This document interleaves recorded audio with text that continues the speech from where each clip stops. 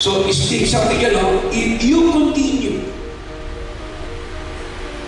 in the faith, grounded and settled, and be not marveled away from the house of the gospel, upon the hope of the gospel, which we have heard, and which was preached in every creature, which is under heaven, and sabi yan, where I all am made a minister.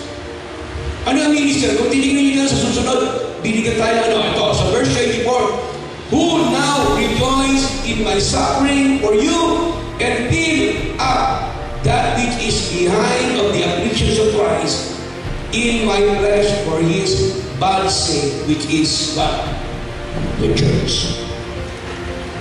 Kaya nga, sa paglilingkod at maghihirap tayo, binigyan tayo ng ministry ng Panginoon itong church.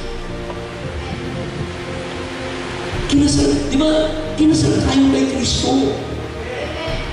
Individually, tayo, church, ay ikinasal kay Kristo.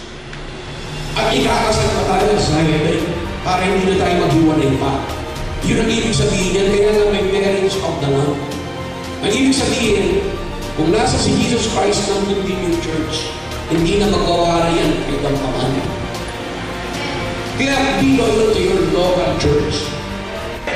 Tandaan nyo, glory in the church.